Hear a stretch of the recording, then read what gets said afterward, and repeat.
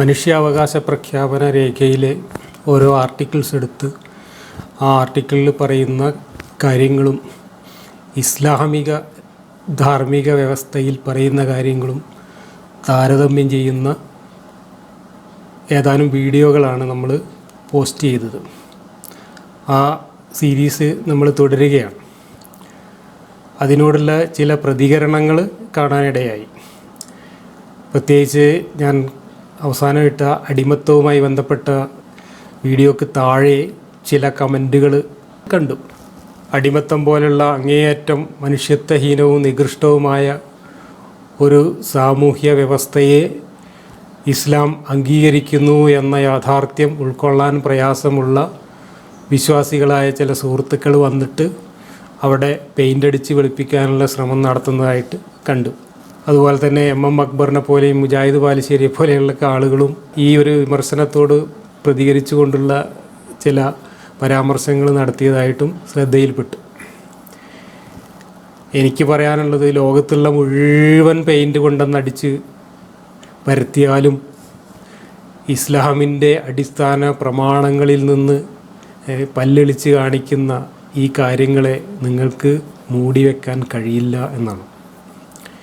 6-ാം നൂറ്റാണ്ടിലെ പ്രാകൃതരായ ഒരു അറബി ഗോത്ര മനുഷ്യരുടെ ഗോത്ര സാമൂഹ്യ ധാർമ്മിക വ്യവസ്ഥയ്ക്കുള്ളിൽ ജീവിച്ച ഒരു മനുഷ്യൻ്റെ തലച്ചോറിൽ നിന്നും ഉരുവം കൊണ്ട ആശയങ്ങളാണ് ഇസ്ലാം എന്ന മതത്തിൻ്റെ പ്രമാണങ്ങളിൽ നമ്മൾ വായിക്കുന്നത്. അതുകൊണ്ട് തന്നെ അതിനകത്ത് നമ്മൾ ആധുനിക മാനവികതയുടെ ധാർമ്മികത നമ്മൾ ടോർച്ചടിച്ച് തിരഞ്ഞിട്ട് കാര്യമില്ല, അത് കണ്ടെത്താൻ പ്രയാസമാണ്. നമ്മൾ ഈ ഇസ്ലാമിനെ ഇതുമായി താരതമ്യം ചെയ്യുന്നത് ആധുനിക മാനവികതയുടെ ഒരു അടിസ്ഥാന പ്രമാണം എന്ന നിലയിൽ നമ്മൾ മനുഷ്യാവകാശ പ്രഖ്യാപന രേഖയിലെ തത്വങ്ങളെ ഇസ്ലാമുമായി നമ്മൾ കമ്പയർ ചെയ്തുകൊണ്ട് ഈ കാര്യങ്ങൾ ചർച്ച ചെയ്യുന്നത് ഇസ്ലാം എത്രത്തോളം ആധുനിക ധാർമ്മികതയ്ക്കും മാനവികതയ്ക്കും വിരുദ്ധമാണ് എന്ന് ബോധ്യപ്പെടുത്താൻ വേണ്ടി തന്നെയാണ്. അവിടെ നിങ്ങൾ എന്തിനാണ് ഇസ്ലാമിനെ മാത്രം ഇങ്ങനെ വിമർശിക്കുന്നത്, മറ്റു മതങ്ങളെ വിമർശിക്കുന്നില്ല എന്നൊന്നും നിലവിളിച്ചിട്ടൊരു കാര്യമില്ല. കാരണം ഇന്ന് ലോകത്ത് ഏറ്റവും കൂടുതൽ മാനവികതയുടെ നേരെ ആക്രമണങ്ങൾ അഴിച്ചുവിടുന്നത്, ധാർമ്മികതയ്ക്ക് ഏറ്റവും വലിയ ഭീഷണി ഉയർത്തിക്കൊണ്ട് മനുഷ്യൻ്റെ സമാധാന ജീവിതത്തെ ലോകമെമ്പാടും തകർക്കാൻ ശ്രമിക്കുന്നത് ഇസ്ലാമിൻ്റെ ഈ തീവ്ര ഭീകര ആശയങ്ങൾ തന്നെയാണ്. അതുകൊണ്ട് തന്നെ ലോകത്തിന്ന് മറ്റേതൊരു മതത്തെയും വിമർശിക്കുന്നതിനേക്കാൾ പ്രസക്തമാണ് ഇസ്ലാമിനെ വിമർശിക്കുക എന്നുള്ളത്. മറ്റു മതങ്ങളുടെയൊക്കെ കാര്യമാണെങ്കിൽ 200 കൊല്ലം മുമ്പ് തന്നെ ഇംഗർസോളിൻ്റെയും തോമസ് പൈൻ്റെയൊക്കെ കാലത്ത് തന്നെ ബൈബിളിനെയൊക്കെ ശരിക്കും കീറി മുറിച്ച് അവതരിപ്പിക്കുകയും ബൈബിളിൻ്റെയൊക്കെ ആപ്പീസ് പൂട്ടുകയും ചെയ്തിട്ടുണ്ട്. അതുകൊണ്ട് തന്നെ അതിനുശേഷം ക്രിസ്തുമതമൊക്കെ കാലോചിതമായി അവരുടെ മത ആശയങ്ങളെ പരിഷ്കരിക്കാനും അതനുസരിച്ച് അവരുടെ പ്രവൃത്തികളിലെല്ലാം തന്നെ മാറ്റം വരുത്താനും അവർ ശ്രമിച്ചിട്ടുണ്ട്. അതുകൊണ്ട് തന്നെ ഇസ്ലാം പോലെ ഭീകരമല്ല ഇന്ന് ലോകത്ത് ക്രിസ്തുമതമോ അല്ലെങ്കിൽ മറ്റു മതങ്ങളോ ഒന്നും. അതിന് കാരണം യുക്തിപരമായിട്ടുള്ള ഒരുപാട് വിമർശനങ്ങളെ നൂറ്റാണ്ടുകൾക്ക് മുമ്പ് തന്നെ ഈ മതങ്ങളൊക്കെ നേരിടേണ്ടി വന്നിട്ടുണ്ട് എന്നതും, അങ്ങനെ നേരിട്ട വിമർശനങ്ങളുടെ ഫലമായി സ്വയം ഒരുപാട് പരിവർത്തനങ്ങൾക്ക് ഈ മതങ്ങളൊക്കെ വിധേയമായി എന്നതുകൊണ്ടുമാണ് ഇന്ന് ഈ മതങ്ങൾ ഇത്രയും വലിയ ഫസാദ് ഉണ്ടാക്കാതിരിക്കുന്നത്. ഇസ്ലാം ഉണ്ടാക്കുന്നത് പോലെയുള്ള ഫസാദ് ഇന്ന് ലോകത്ത് വേറൊരു മതവും സൃഷ്ടിക്കുന്നില്ല. അതുകൊണ്ട് തന്നെയാണ് ഇന്ന് ഇസ്ലാമിനെതിരെ നാനാഭാഗത്തു നിന്നും വിമർശനങ്ങൾ ഉയരുന്നത്. അപ്പം മുസ്ലിങ്ങൾ ഇസ്ലാമിനെ കാലോചിതമായി പരിഷ്കരിക്കാൻ തയ്യാറാവുകയും അവരുടെ ഈ പ്രത്യയശാസ്ത്രപരമായ ശാഠ്യങ്ങൾ ഉപേക്ഷിക്കാൻ തയ്യാറാവുകയും ചെയ്യുമ്പോൾ മാത്രമേ ഇത്തരം വിമർശനങ്ങൾക്ക് അറുതി ഉണ്ടാവുകയുള്ളൂ. ഇതെല്ലാം നമ്മളെടുത്ത് ചൂണ്ടിക്കാണിക്കുമ്പോൾ അടിമത്തം പോലുള്ള കാര്യങ്ങളൊക്കെ മതം ന്യായീകരിക്കുന്നതിനെ നമ്മൾ വിമർശന വിധേയമാക്കുമ്പോൾ ഇവർ പറയുന്ന ന്യായം എന്താണ്? അതൊക്കെ അന്നത്തെ സാമൂഹ്യ സാഹചര്യങ്ങളിൽ, അന്നത്തെ ധാർമ്മിക സാഹചര്യങ്ങളിൽ അനിവാര്യമായ കാര്യങ്ങൾ പറഞ്ഞു പോയതാണ്, അതൊന്നും ഇന്ന് ബാധകമാക്കേണ്ടതില്ല, ഇന്നതൊന്നും വിമർശിക്കേണ്ടതില്ല എന്നാണ്. അതുതന്നെയാണ് സുഹൃത്തുക്കളെ ഞങ്ങളും പറഞ്ഞുകൊണ്ടിരിക്കുന്നത്. ഇവിടെ എന്താണ് പ്രശ്നം? ഇവിടെ നിങ്ങൾ ഈ മതത്തെക്കുറിച്ച് അമിതമായ അവകാശവാദങ്ങൾ ഉന്നയിച്ചുകൊണ്ട് നിങ്ങൾ തള്ളിമറിക്കുന്ന വാദങ്ങളെയാണ് ഞങ്ങൾ ഖണ്ഡിക്കുന്നത്. എന്താ നിങ്ങളുടെ വാദം? ഈ മതം, ഈ ഇസ്ലാം എന്ന് പറയുന്ന മതം, ഈ ഖുർആൻ എന്ന് പറയുന്ന വേദം, അത് വള്ളിപുള്ളി കുത്തുകോമ മാറ്റാൻ പാടില്ലാത്തതാണ്. അത് ലോകാവസാനം വരെയുള്ള മുഴുവൻ മനുഷ്യർക്കും ധാർമ്മികത പഠിപ്പിക്കാൻ വേണ്ടി വന്നതാണ്. അത് ആകാശത്തിൻ്റെ മുകളിൽ നിന്ന് ദൈവം കെട്ടിയിറക്കിയതാണ്. അത് ഈ പ്രപഞ്ചം ഉണ്ടാക്കുന്നതിന് മുമ്പ് തന്നെ റെഡിമെയ്ഡ് തയ്യാറാക്കി വെച്ചതാണ്.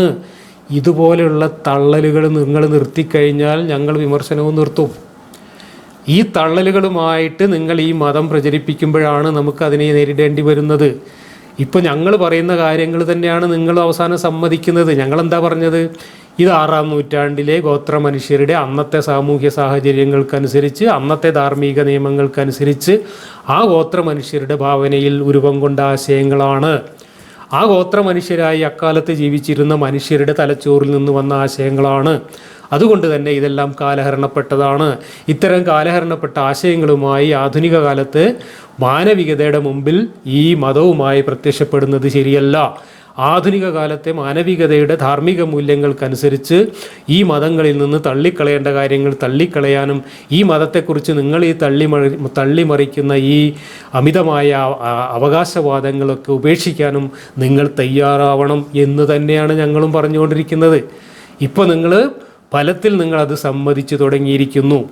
നിങ്ങൾ മുഹമ്മദ് നബിയെ ആ കാലത്ത് കാട്ടിക്കൂട്ടിയിട്ടുള്ള കാര്യങ്ങളൊക്കെ ലോകാവസാനം വരേക്കുള്ള മാതൃകയാണെന്നും അതെല്ലാവരും അനുകരിക്കേണ്ടതാണെന്നും ആ മാതൃക കാണിക്കാൻ വേണ്ടി ദൈവം അദ്ദേഹത്തെ അവസാനത്തെ പ്രവാചകനായി അയച്ചതാണ് എന്നൊക്കെ പറയുമ്പോഴാണ് മുഹമ്മദ് നബിയുടെ ചെയ്തികൾ ഓരോന്നും ആധുനിക കാലത്തെ മാനവികതയുടെ ധാർമ്മിക സങ്കല്പങ്ങളുമായി തട്ടിച്ചുകൊണ്ട് നമുക്ക് വിമർശിക്കേണ്ടി വരുന്നത്.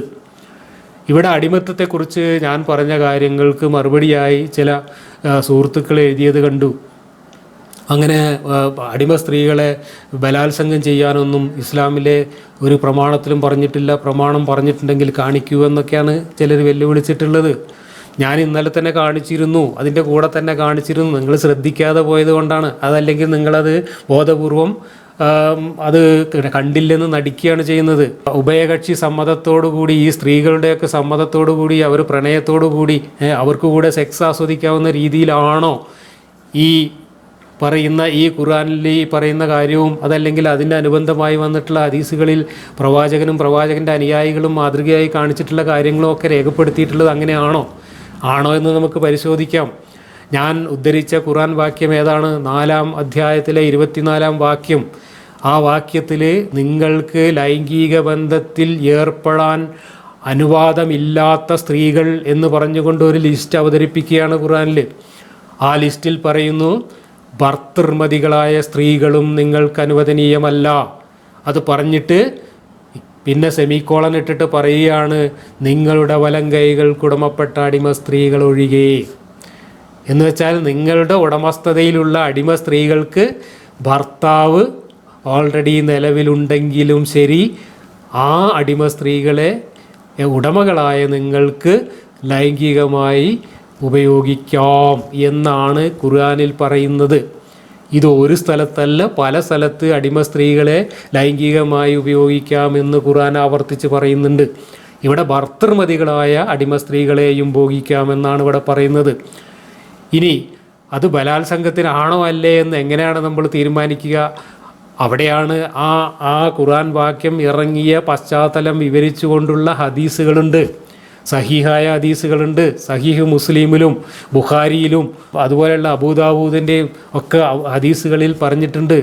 ഇതാണ് ആ ഹദീസ്. ഞാൻ ഇന്നലെ ആ ഹദീസ് ഒരു ജലാലൈനിയുടെയും പിന്നെ വാഹിദിയുടെയും തഫ്സീറിൽ നിന്ന് ആ ഹദീസ് ഉദ്ധരിച്ച ഭാഗമാണ് ഞാൻ ഇന്നലെ എൻ്റെ വീഡിയോയുടെ കൂടെ കൊടുത്തിരുന്നത്. ഇതാ നിങ്ങൾക്ക് ആ ഹദീസിൻ്റെ ഒറിജിനൽ അറബി സഹിതം ഞാൻ കാണിച്ചു തരാം. ഈ ഹദീസ് ഒന്ന് വായിച്ചു നോക്കൂ. Abu Saeedul Khudri reported that at the battle of Hunain, Messenger of Allah sent an army to Autas and encountered the enemy and fought with them, having overcome them and taken them captives. The companions of Allah's Messenger seemed to refrain from having intercourse with captive women because of their husbands being polytheists. Then Allah sent down regarding that, and women already married except those whom your right hands possess. അതായത് 4:24. ഇവിടെ എന്താ പറഞ്ഞിരിക്കുന്നത്? ഹുനൈൻ എന്ന് പറയുന്ന ഒരു യുദ്ധം. ഹുനൈൻ യുദ്ധം എന്ന് പറയുന്നത് മദീനയിലേക്ക് ഈ ഹുനൈൻകാരായ ഗോത്രക്കാർ വന്നിട്ട് ഇങ്ങോട്ട് ആക്രമണം നടത്തിയപ്പോൾ ഡിഫൻസിന് വേണ്ടി നടത്തിയ യുദ്ധമല്ല. ഇത് മീറ്ററുകൾ ദൂരെ കിടക്കുന്ന ഒരു വിദൂര ദേശമാണ്. അവിടെ ഉണ്ടായിരുന്ന ഒരു വലിയ ഗോത്രത്തെ ആക്രമിക്കാൻ വേണ്ടി മുഹമ്മദും 10,000-കണക്കിന് സൈന്യങ്ങളും പോവുകയാണ്. അങ്ങനെ സൈന്യങ്ങൾ പോകുമ്പോൾ ഈ ഗോത്രത്തിലേക്കാണ് പോകുന്നത് എന്നറിഞ്ഞിട്ട് ചെറുപ്പക്കാരായ ആളുകളെല്ലാം വളരെ ആവേശത്തോടു കൂടി യുദ്ധത്തിന് സന്നദ്ധരായി വന്നു എന്ന് ചരിത്ര പുസ്തകങ്ങളിൽ വായിക്കാം. അതിന് കാരണവും വ്യക്തമായി പറയുന്നുണ്ട്. കാരണം പറയുന്നത് ഈ ഹുനൈൻ ഗോത്രത്തിലുള്ള സ്ത്രീകൾ വളരെ സുന്ദരികളായിരുന്നു എന്നാണ്. അങ്ങനെ ആ സുന്ദരികളായ പെണ്ണുങ്ങളെ കിട്ടുമെന്ന് തോന്നിയത് കൊണ്ട് ചെറുപ്പക്കാരൊക്കെ മീശയൊക്കെ കറുപ്പിച്ചിട്ട് ഞങ്ങൾക്കും പ്രായമായിരിക്കുന്നു എന്നൊക്കെ തെളിയിച്ചുകൊണ്ട് യുദ്ധത്തിന് സന്നദ്ധരായി വന്നു എന്നൊക്കെ വിവരിക്കുന്ന ചരിത്രരേഖകളുണ്ട്. അങ്ങനെ പോയിട്ട് ആക്രമണം നടത്തി വലിയ യുദ്ധമൊന്നും നടത്തേണ്ടി വന്നില്ല. കാരണം ഇവരത്രയും ഭീകരമായൊരു സൈന്യമായിരുന്നു. മറ്റവരത്രയൊന്നും സൈനികമായിട്ട് സന്നദ്ധരല്ലാത്തത് കൊണ്ട് അവർ ഏകപക്ഷീയമായി കീഴടങ്ങി. അങ്ങനെ കീഴടങ്ങിയത് കൊണ്ട് ആ സൈന്യത്തിൽ ആ ഗോത്രത്തിലുള്ള മുഴുവൻ സ്ത്രീകളെയും പുരുഷന്മാരെയും കുട്ടികളെയും എല്ലാം തടവുകാരായി പിടിച്ചു. അങ്ങനെ തടവുകാരായി പിടിച്ച സമയത്ത് ഈ സ്ത്രീകളുമായി അവിടെ വെച്ച് തന്നെ ലൈംഗികമായി ബന്ധപ്പെടാൻ ഈ മുഹമ്മദിൻ്റെ കൂടെ ഉണ്ടായിരുന്ന ആളുകൾ ആഗ്രഹിച്ചു. അങ്ങനെ ആഗ്രഹിച്ചപ്പോൾ അവർക്ക് തന്നെ അത് ശരിയാണോ എന്ന ശങ്ക തോന്നി. ശങ്ക തോന്നാൻ കാരണം അവരുടെ ഭർത്താക്കന്മാരും തടവുകാരായി അവരോടൊപ്പം പിടിക്കപ്പെട്ടിട്ടുണ്ട്.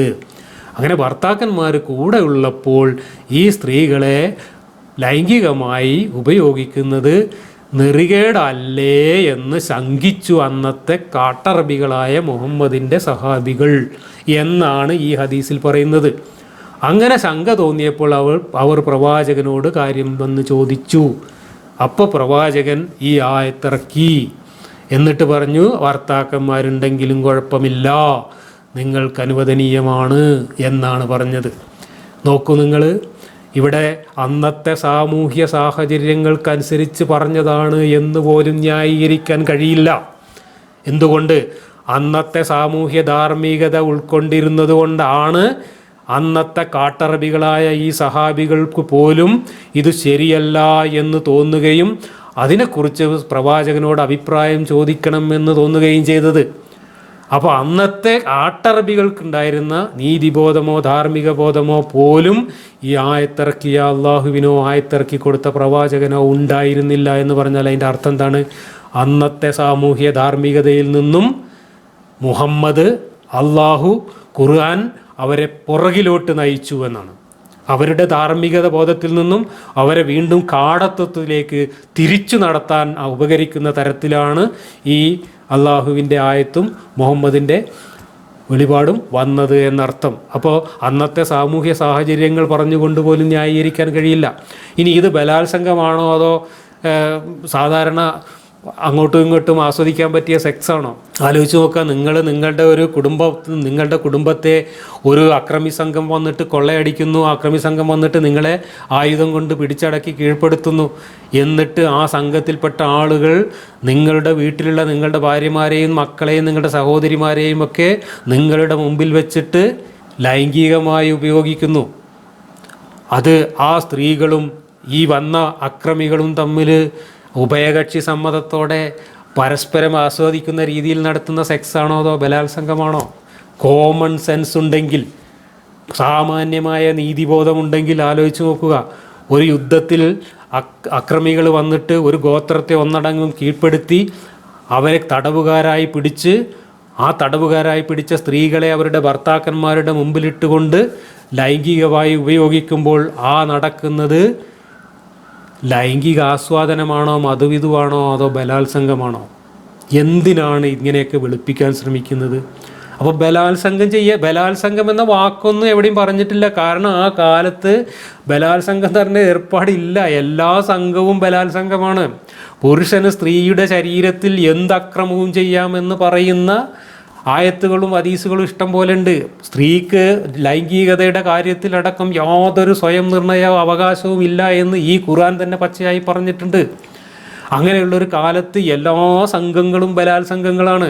അതുകൊണ്ട് ബലാത്സംഗം എന്ന് പ്രത്യേകം പറയേണ്ട ആവശ്യമില്ല. ഇത് ബലാത്സംഗമല്ല എന്ന് സാമാന്യ ബുദ്ധിയുള്ള ആർക്കെങ്കിലും പറയാൻ കഴിയുമോ? യുദ്ധത്തിൽ പിടിച്ചെടുത്തിയ സ്ത്രീകളെ അവരുടെ ഭർത്താക്കന്മാരുടെ മുമ്പിലിട്ടിട്ട് ആ യുദ്ധപ്പറമ്പിലിട്ടിട്ട് ലൈംഗിക ഭോഗം നടത്തുമ്പോൾ സ്ത്രീകളധികം ബലമൊന്നും പ്രയോഗിക്കില്ല, അത് ശരിയാണ്. സ്ത്രീകൾ ബലം പ്രയോഗിക്കേണ്ട ആവശ്യമില്ല. ഈ പുരുഷൻ ബലം പ്രയോഗിക്കാതെ തന്നെ അവർ വിധേയരായി പോകും. അതിൻ്റെ അർത്ഥം അവർക്ക് അവരുടെ സമ്മതത്തോടു കൂടി അവർക്ക് കൂടി ആസ്വദിക്കാവുന്ന രീതിയിലാണ് കാര്യങ്ങൾ നടക്കുന്നത് എന്നാണോ? ഇതല്ലേ ബലാത്സംഗം എന്ന് പറയുന്നത്? കീഴ്പ്പെടുത്തിയ സ്ത്രീകളെ, അടിമകളാക്കി പിടിച്ച സ്ത്രീകളെ ഈ ആളുകൾ, ഈ കൊള്ള ചെയ്യാൻ പോയ ആൾക്കാർ ബലമായി പിടിച്ച് ലൈംഗിക ഭോഗം നടത്തുമ്പോൾ അത് ബലാത്സംഗമല്ലാതെ പിന്നെ എന്താണ് അതിന് മലയാളത്തിൽ പറയുക? ഇവിടെ മാത്രമാണോ?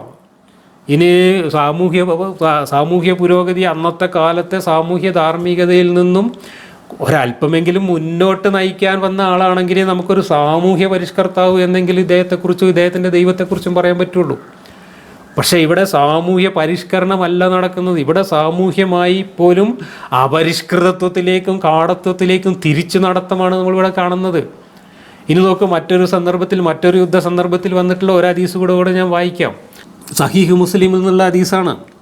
Abu Syrma said to Abu Sayyid al-Khudri, "O Abu Sayyid, did you hear Allah's messenger mentioning Al-Azl?" He said, "Yes," and added, "We went out with Allah's messenger on the expedition to the Banul Mustalaq and took captive some excellent Arab women, and we desired them, for we were suffering from the absence of our wives. But at the same time, we also desired ransom for them. So we decided to have sexual intercourse with them, but by observing azl. But we said, we are doing an act whereas Allah's messenger is among us. Why not ask him?" So we asked Allah's messenger, and he said, "It does not matter if you do not do it, for every soul that is to be born up to the day of resurrection will be born." ഇവിടെ ബനു മുസ്തലഖ് എന്ന് പറയുന്ന യുദ്ധത്തിലും ഇതുപോലെ സ്ത്രീകളെ തടവുകാരായി പിടിച്ച സമയത്ത് ആ സ്ത്രീകളുമായി ലൈംഗിക ബന്ധത്തിൽ ഏർപ്പെടാൻ വേണ്ടി ഈ സഹാബികൾ പ്രവാചകനോട് അഭിപ്രായം ചോദിക്കുന്നതാണ്. പക്ഷേ ഇവിടെ അഭിപ്രായം ചോദിക്കുന്നത് എന്തിനാണ്? ബലാത്സംഗം ചെയ്യട്ടെയോ എന്നല്ല അഭിപ്രായം ചോദിക്കുന്നത്. മറിച്ച് ഇവരങ്ങനെ ബലാത്സംഗം ചെയ്യുമ്പോൾ ഈ സ്ത്രീകളോടൊരല്പം ദയ കാണിക്കുന്നതിൻ്റെ ഭാഗമായിട്ട് ഈ സ്ത്രീകൾ ഗർഭിണികളാവാതിരിക്കാൻ വേണ്ടി ചില ഏർപ്പാടുകൾ അവർ ചെയ്തിരുന്നു. അതിനാണ് അസ്ൽ ചെയ്യുക എന്ന് പറയുന്നത്. അതായത് അന്നത്തെ ഒരു പ്രാകൃതമായ സന്താന നിയന്ത്രണ മാർഗമാണ്. അങ്ങനെ അസ്ൽ ചെയ്യട്ടെയോ എന്ന് പ്രവാചകനോട് ഇവർ ചോദിക്കുമ്പോൾ അസ്ലൊന്നും ചെയ്യണ്ട, നിങ്ങൾ ഇഷ്ടം പോലെ ചെയ്തോളൂ, അസിലൊന്നും ചെയ്തിട്ടും വലിയ കാര്യമൊന്നുമില്ല, അള്ളാഹു ജനിപ്പിക്കാൻ ഉദ്ദേശിച്ചവരെ ജനിപ്പിക്കും എന്ന് പറഞ്ഞുകൊണ്ട് അവിടെയും അവരുടെ ധാർമ്മിക ബോധത്തെ പിന്നെയും പുറകോട്ട് പിടിച്ചു വലിക്കുന്ന നിർദ്ദേശമാണ് ഇവിടെ പ്രവാചകൻ നൽകുന്നത്. എന്തിനാണ് അവരിങ്ങനെ അസ്ൽ ചെയ്യാൻ തീരുമാനിച്ചത്? ആ സ്ത്രീകൾ ഏതായാലും ബലാത്സംഗം ചെയ്യുകയാണ്. എന്നാൽ ആ സ്ത്രീകൾ അതിലൂടെ ഗർഭിണികളായി അവർക്ക് കൂടുതൽ ഉപദ്രവം ഉണ്ടാവരുത് എന്ന് കരുതിയിട്ട് അവർ അസ്ൽ ചെയ്യാൻ തീരുമാനിച്ചിട്ട് നബിയോട് അഭിപ്രായം ചോദിക്കുകയാണ്. അപ്പോൾ നബി പറയണം, അതിനൊന്നും പോകണ്ട, നിങ്ങൾ ഇഷ്ടം പോലെ ചെയ്തോളൂ, അസ്ലൊന്നും ചെയ്തിട്ട് കാര്യമില്ല എന്ന് പറഞ്ഞിട്ട് അവർക്ക് ഈ സന്താന നിയന്ത്രണ മാർഗം പോലും അവലംബിക്കാതെ ആ സ്ത്രീകളെ ബലാത്സംഗം ചെയ്യാൻ ഉപദ്രവിക്കാനുള്ള അനുവാദം നൽകുകയാണ് ഇവിടെ പ്രവാചകൻ ചെയ്യുന്നത്. നിങ്ങൾ ആലോചിച്ച് നോക്കൂ, ഒരു സാമൂഹ്യ പരിഷ്കർത്താവ് എന്ന് ഇദ്ദേഹത്തെക്കുറിച്ച് പറയാൻ പറ്റുമോ? ഇദ്ദേഹത്തെ അയച്ച ഈ ദൈവം ഒരു സമൂഹത്തെ മുന്നോട്ട് നയിക്കാനാണോ പുറകോട്ട് നയിക്കാനാണോ ഈ വെളിപാടുകൾ ഇറക്കിയതും ഈ പ്രവാചകൻ അയച്ചതും എന്ന് ഇതൊക്കെ വായിച്ചാൽ നമുക്ക് എന്താണ് നമ്മൾ മനസ്സിലാക്കേണ്ടത്? അപ്പോൾ ആ കാലത്തെ കാട്ടറബികൾക്ക്, ഈ 6-ാം നൂറ്റാണ്ടിലെ പ്രാകൃതരായ കാട്ടറബികൾക്ക് തോന്നിയിരുന്ന നീതിബോധം പോലും അവരെ നയിച്ചിരുന്ന ഈ പ്രവാചകനോ ഈ പ്രവാചകന് കെട്ടി ആയത്ത് കൊടുത്തയച്ചിരുന്ന ദൈവത്തിനോ ഉണ്ടായിരുന്നില്ല എന്നാണ് നമ്മളിവിടെയൊക്കെ മനസ്സിലാക്കുന്നത്. ഇതൊക്കെ ഈ പ്രമാണങ്ങളിൽ, ആധികാരികമായ പ്രമാണങ്ങളിൽ നമ്മളെ നോക്കി പല്ലിളിക്കുമ്പോഴാണ് ഇവർ പെയിൻറ്റും ബ്രഷും എടുത്തിട്ട് ഇറങ്ങുന്നത്. ഇസ്ലാമിലെ അടിമത്തത്തെ ന്യായീകരിക്കാൻ വേണ്ടിയിട്ട്, ഇസ്ലാമിൽ അങ്ങനെയൊന്നും ഇല്ല എന്ന് പറഞ്ഞ് നുണ പറഞ്ഞ ആളുകളെ പറ്റിക്കാൻ വേണ്ടിയിട്ട്. എന്തിനു വേണ്ടി? ഈ മതത്തെ നിലനിർത്താൻ വേണ്ടി, ഈ മതം കൊണ്ട് കച്ചവടം നിലനിർത്താൻ വേണ്ടി, ഈ മതത്തിൽ അന്ധമായി വിശ്വസിക്കുന്ന പാവപ്പെട്ട വിശ്വാസി സമൂഹത്തെ, അന്ധവിശ്വാസി സമൂഹത്തെ ഈ ഇരുട്ടിൽ കാലാകാലത്തേക്ക് തളച്ചിടുന്നതിന് വേണ്ടിയിട്ടും അവരെ ചൂഷണം ചെയ്യുന്നതിന് വേണ്ടിയുമാണ് ഈ കച്ചവടക്കാരായിട്ടുള്ള ആളുകൾ ഇത്തരത്തിലുള്ള പെയിൻറ്റിങ്ങുമായിട്ട് വരുന്നത്. യഥാർത്ഥത്തിൽ ഈ ഇസ്ലാം എന്താണ് എന്ന് ഈ പാവപ്പെട്ട മുസ്ലിം വിശ്വാസി സമൂഹത്തിന് അറിയില്ല എന്നതുകൊണ്ടാണ് ഈ 21-ാം നൂറ്റാണ്ടിലും ഇത്രയും നികൃഷ്ടമായ ഒരു മതദർശനം നിലനിൽക്കുന്നത്. ഇതൊക്കെ വായിച്ചിരുന്നെങ്കിൽ നൂറ്റാണ്ടുകൾക്ക് മുമ്പല്ല, സഹസ്രാബ്ദങ്ങൾക്ക് മുമ്പ് തന്നെ മനുഷ്യർ ഈ മതത്തെ കുഴിച്ചു മൂടുമായിരുന്നു എന്നുള്ളതാണ് സത്യം. അത്രമാത്രം കാലഹരണപ്പെട്ട ഇത്തരത്തിലുള്ള കാര്യങ്ങളാണ് ഈ മതത്തിൻ്റെ അടിസ്ഥാന പ്രമാണങ്ങളിൽ തന്നെ എഴുതി വച്ചിട്ടുള്ളത്. പക്ഷേ സാധാരണ മതവിശ്വാസികൾ ഈ പ്രമാണങ്ങളൊന്നും അറിയുന്നില്ല. ഈ ഖുർആൻ വായിച്ചവർ 1% പോലും ഈ മുസ്ലിം സാധാരണ വിശ്വാസികൾക്കിടയിലില്ല. ഈ വിശ്വാസത്തെ കച്ചവടം ചെയ്യാൻ വേണ്ടിയിട്ട് നടക്കുന്ന ഈ മതപണ്ഡിതന്മാരെന്ന് പറഞ്ഞ് നടക്കുന്ന ആളുകളിൽ കുറച്ച് പേര് മാത്രമേ ഇതൊക്കെ വായിച്ച് പഠിച്ചിട്ടുള്ളൂ. അവരിൽ പലരും മുനാഫിക്കുകളാണ് താനും. അവരിൽ പലരും ഇതൊന്നും വിശ്വസിക്കുന്നവരല്ല. വിശ്വസിക്കുന്നവരായിരുന്നെങ്കിൽ ഇതിനെക്കുറിച്ച് നുണ പറഞ്ഞ് ന്യായീകരിക്കാൻ കഴിയുമായിരുന്നില്ല. അവർ സത്യം പറയുമായിരുന്നു. സ്വന്തം മനസാക്ഷിയോട് സത്യസന്ധത പുലർത്താതെ നുണ പറഞ്ഞുകൊണ്ട് ഇതിനെയൊക്കെ പെയിൻ്റ് അടിക്കുകയും ന്യായീകരിക്കുകയും ചെയ്യുന്ന ഈ മതക്കച്ചവടക്കാർ യഥാർത്ഥത്തിൽ വിശ്വാസികളല്ല, തനി മുനാഫിക്കുകളാണ്. അങ്ങനെയുള്ള മുനാഫിക്കുകൾ പറയുന്ന നുണകളും പിന്നെ ഈ മദ്രസയിൽ പഠിപ്പിച്ചിട്ടുള്ള കുറച്ച് കാര്യങ്ങൾ, എങ്ങനെ നിസ്കരിക്കണം, എങ്ങനെ നോമ്പെടുക്കണം, എങ്ങനെ ബാങ്ക് വിളിക്കണം തുടങ്ങിയിട്ടുള്ള കുറച്ച് അനുഷ്ഠാനങ്ങളും പഠിച്ചിട്ടുണ്ട് എന്നല്ലാതെ സാധാരണക്കാരായ മുസ്ലിം വിശ്വാസികളിൽ 99% ആളുകൾക്കും ഈ ഖുർആൻ എന്താണ്, ഹദീസ് എന്താണ്, ചരിത്രം എന്താണ്, എന്തൊക്കെയാണ് ഈ മതത്തിൽ പറഞ്ഞിട്ടുള്ള കാര്യങ്ങൾ, ഇതിനെക്കുറിച്ചൊന്നും യാതൊരു അറിവുമില്ല എന്നതാണ് സത്യം. അതുതന്നെയാണ് ഈ മതം ഇപ്പോഴും ഇത്രയും പ്രബലമായി വലിയൊരു സമൂഹമായി നിലനിൽക്കുന്നതിൻ്റെ അടിസ്ഥാന കാരണവും. നമ്മൾ പറയുന്നത് ഈ കാലഹരണപ്പെട്ട മതാന്ധത ഇല്ലാതാക്കുക എന്നത് ഇനിയുള്ള കാലത്ത് മനുഷ്യൻ്റെ പുരോഗതിക്ക്, മനുഷ്യൻ്റെ ധാർമ്മിക പുരോഗതിക്ക് അനിവാര്യമാണ്. എന്തുകൊണ്ടെന്നാൽ ലോകമെമ്പാടും ഇപ്പോഴും ഒരു വിഭാഗം ആളുകൾ, ഈ തീവ്ര മതവിശ്വാസികളായിട്ടുള്ള ആളുകൾ ചെയ്തുകൊണ്ടിരിക്കുന്നത് ഈ പ്രവാചകനും കൂട്ടരും 6-ാം നൂറ്റാണ്ടിൽ ചെയ്തുകൊണ്ടിരുന്ന അതേ കാടത്തം തന്നെയാണ്. എന്താണ് ഇറാഖിലെ യസീദി എന്ന് പറയുന്ന ഒരു ജനവിഭാഗത്തോട് ഈ IS എന്ന് പറയുന്ന ഇസ്ലാമിക ഭീകരവാദികൾ ചെയ്തത്? ഇതേ കാര്യമാണ്. ഈ ഹദീസിൽ പറയുന്ന കാര്യങ്ങളാണ് അവിടെ ചെയ്തത്. ആ യസീദികൾ എന്ന് പറയുന്നത് ഈ ഇസ്ലാമൊക്കെ ഉണ്ടാവുന്നതിന് വളരെ മുമ്പുള്ള ഒരു മതമാണ്, ഒരു ഗോത്രമതമാണ്. ആ മതക്കാരായിട്ടുള്ള ആളുകൾ ആ ഇറാഖിൽ ഇപ്പോഴും കുറേ പ്രദേശങ്ങളിൽ ആളുകൾ ജീവിക്കുന്നുണ്ട്. അവരവരുടെ വിശ്വാസവുമായി ജീവിക്കുമ്പോൾ അവരെ പോയിട്ട് ഇതുപോലെ ആക്രമിച്ച് കീഴ്പ്പെടുത്തി അവരെ മുഴുവൻ തടവുകാരായി പിടിച്ച് ആ യസീദികളായ പെൺകുട്ടികളെ മുഴുവൻ ലൈംഗിക അടിമകളാക്കി മാറ്റിയിട്ട് അവരെ ബലാത്സംഗം ചെയ്യുകയാണ് ഈ ISക്കാർ ചെയ്തിരുന്നത്. ആയിരക്കണക്കിന് സ്ത്രീകളെയാണ് ആ രീതിയിൽ ലൈംഗിക അടിമകളാക്കി പിടിച്ചത്. അവരെ തടവിലിട്ടുകൊണ്ട് അവരെ മുഴുവൻ ബലാത്സംഗം ചെയ്തു. നിരവധി സ്ത്രീകൾ ഗർഭിണികളായി ഒരുപാടെണ്ണം മരിച്ചുപോയി. അതിൽ നിന്ന് രക്ഷപ്പെട്ടു വന്ന പെൺകുട്ടികൾ അവരുടെ ദയനീയമായ അനുഭവങ്ങളാണ് ലോകത്തിൻ്റെ മുമ്പിൽ വെളിപ്പെടുത്തിയത്. അതൊക്കെ വായിച്ചും കേട്ടും നമ്മളൊക്കെ ഞെട്ടിത്തരിച്ചു നിൽക്കുകയാണ്. നിങ്ങളൊന്ന് ആലോചിച്ച് നോക്കൂ, ഒരു മതത്തിൻ്റെ പേരിൽ ഒരു മതത്തെ തീവ്രമായ ആ മതത്തിൽ വിശ്വസിക്കുന്ന ഒരു വിഭാഗം തീവ്രവാദികൾ അവരുടെ കിതാബുകളിൽ, അവരുടെ മതദർശനങ്ങളിൽ, അവരുടെ പ്രവാചകൻ മാതൃകയായി കാണിച്ച കാര്യങ്ങൾ, അവരുടെ ദൈവം വെളിപാടായി ഇറക്കിയ കാര്യങ്ങൾ അതേപടി അക്ഷരാർത്ഥത്തിൽ ഉൾക്കൊണ്ട് നടപ്പിലാക്കുകയാണ് അവിടെ ചെയ്തത്. ഇതാണ് ഇസ്ലാമിക ഭീകരവാദികൾ ലോകമെമ്പാടും ചെയ്തുകൊണ്ടിരിക്കുന്നത്. അപ്പോൾ യുദ്ധം അന്യമതക്കാരെ യുദ്ധം ചെയ്ത് ആക്രമിച്ച് കീഴ്പ്പെടുത്താം. അങ്ങനെ കീഴ്പ്പെടുത്തിയവരെ തടവുകാരാക്കി അവരെ അടിമകളാക്കാം. അവരിൽപ്പെട്ട സ്ത്രീകളെയും കുട്ടികളെയും അടിമകളാക്കി പിടിക്കാം. അങ്ങനെ സ്ത്രീകളെ അടിമകളാക്കി പിടിച്ചാൽ ആ സ്ത്രീകളെ ഈ അടിമകളാക്കി പിടിച്ചവർക്ക് വീതം വെച്ചിട്ട് വെപ്പാട്ടികളായിട്ടോ അല്ലെങ്കിൽ ലൈംഗിക അടിമകളായിട്ടോ ബലാത്സംഗം ചെയ്യാം. അങ്ങനെ ബലാത്സംഗം ചെയ്യുമ്പോൾ അവരൊരു സന്താന നിയന്ത്രണ മാർഗം പോലും അവലംബിക്കേണ്ടതില്ല. ഗർഭിണികളാവുകയാണെങ്കിൽ ഗർഭിണികളായിക്കോട്ടെ. ഈ രീതിയിലെല്ലാം ഇത്രയും വലിയ നെറികേടുകൾ ഒരു മതത്തിൻ്റെ അടിസ്ഥാന ഗ്രന്ഥങ്ങളിൽ എഴുതി വെച്ചിട്ട് അതനുസരിച്ച് ഇന്നും ലോകത്ത് കുറേ ആളുകളെങ്കിലും ഇത്തരം നീചമായ പ്രവൃത്തികൾ ചെയ്യുമ്പോൾ ഈ മതത്തിൻ്റെ യഥാർത്ഥ മുഖം എന്താണ് എന്ന് ലോകത്തോട് തുറന്നു പറയേണ്ടത് മനുഷ്യത്വത്തിൽ വിശ്വസിക്കുന്നവരുടെ കടമയല്ലേ? ആ കടമയാണ് ഞങ്ങളൊക്കെ നിർവഹിക്കുന്നത്. ഇതൊന്നും ഇല്ല എന്നും ഇതൊന്നും ഞങ്ങളുടെ മതത്തിൽ ഇല്ല എന്നും നെഞ്ചത്ത് കൈവച്ച് നിങ്ങൾക്ക് പറയാൻ കഴിയില്ല. കാരണം ഖുർആനിലുണ്ട്. ഖുർആൻ്റെ അവതരണ പശ്ചാത്തലം വിവരിക്കുന്ന ഹദീസ് ഗ്രന്ഥങ്ങളിലുണ്ട്, സഹീഹായ ഹദീസുകളിലുണ്ട്. ഇതൊക്കെ അല്ലേ ഇസ്ലാം എന്ന് പറയുന്നത്? ഈ ഖുർആനും ഹദീസും അല്ലേ ഇസ്ലാമിൻ്റെ പ്രമാണം എന്ന് പറയുന്നത്? ആ പ്രമാണങ്ങളിലുള്ള കാര്യങ്ങളല്ലേ ഞങ്ങൾ പറയുന്നത്? തെളിവ് സഹിതമല്ലേ പറയുന്നത്? രേഖകൾ നിങ്ങളുടെ മുമ്പിൽ കാണിച്ചുകൊണ്ടല്ലേ പറയുന്നത്? പിന്നെ എങ്ങനെയാണ് നിങ്ങൾക്കിത് നിഷേധിക്കാൻ കഴിയുക? ഇത് ബലാത്സംഗമല്ല എന്നെങ്ങനെ നിങ്ങൾക്ക് പറയാൻ പറ്റും? ഇത് മധുവിധുവാണോ? ഇത് ഈ അനുഭവം നിങ്ങളുടെ വീട്ടിൽ നിങ്ങൾക്കും നിങ്ങളുടെ വീട്ടിലുള്ള സ്ത്രീകൾക്കും ഈ അനുഭവം ഉണ്ടാകുമ്പോൾ നിങ്ങളത് മധുവിധുവായിട്ട് ആസ്വദിക്കുമോ? അതോ നെറികേടാണ് എന്ന് പറയുമോ? ഇത് നെറികേടല്ല. ഇതൊരു പ്രവാചകനാണെങ്കിൽ, ഇത് ദൈവം നീതിമാനായ നേരും നെറിയുള്ള ഒരു ദൈവത്തിൻ്റെ പ്രവാചകൻ ഇങ്ങനെ ചെയ്യുമോ? നേരും നെറിയുള്ള ഒരു ദൈവം ഈ രീതിയിൽ വെളിപാടുകൾ ഇറക്കുമോ? ഇല്ല.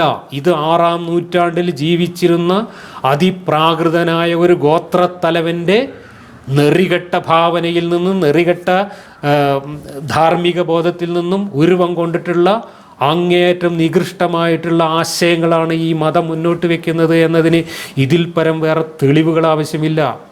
അതുകൊണ്ട് അടിമത്തത്തെ ഒന്നും ഇനി നിങ്ങൾ ഇസ്ലാമിൻ്റെ പേരിൽ ന്യായീകരിച്ച് വെളുപ്പിക്കാനോ പെയിൻറ്റും ബ്രഷുമായി ഇറങ്ങിയിട്ട് കാര്യമില്ല. ലോകത്തുള്ള മുഴുവൻ പെയിൻറ്റും നിങ്ങൾ കൊണ്ടുവന്ന് അടിച്ചാലും ഇതിനെയൊന്നും നിങ്ങൾക്ക് വെളുപ്പിക്കാൻ കഴിയില്ല എന്നുള്ളതാണ് സത്യം.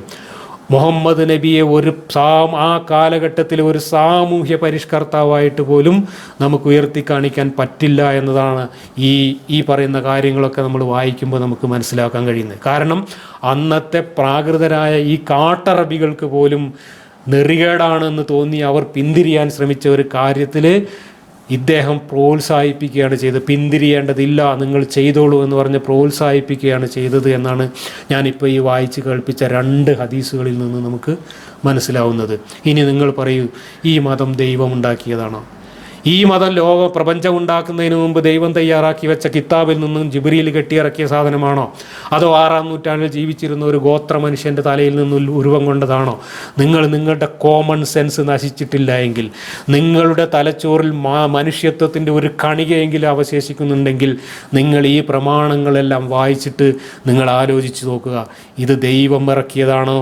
ഇത് ലോകാവസാനം വരേക്കുള്ള ഒരു ദൈവീകമായിട്ടുള്ള മതമാണോ? അതോ ഇത് കാലഹരണപ്പെട്ട ഒരു ഗോത്ര ദർശനമാണോ എന്ന് നിങ്ങൾ ആലോചിക്കുക. ആലോചിച്ചിട്ട് ഞങ്ങൾ പറയുന്ന കാര്യം ശരിയാണെന്ന് ബോധ്യപ്പെടുന്നുവെങ്കിൽ ഈ മതം ഉപേക്ഷിക്കുക. എന്നിട്ട് നിങ്ങളൊരു പരിഷ്കൃത മനുഷ്യരായി ഈ ലോകത്ത് ജീവിക്കാൻ തയ്യാറാവുക എന്നാണ് പറയാനുള്ളത്. മനുഷ്യാവകാശ പ്രഖ്യാപന രേഖയിലെ അടുത്ത ആർട്ടിക്കിളുമായി ബന്ധപ്പെട്ട് അടുത്ത വീഡിയോ അടുത്ത ദിവസം നിങ്ങൾക്ക് പ്രതീക്ഷിക്കാം.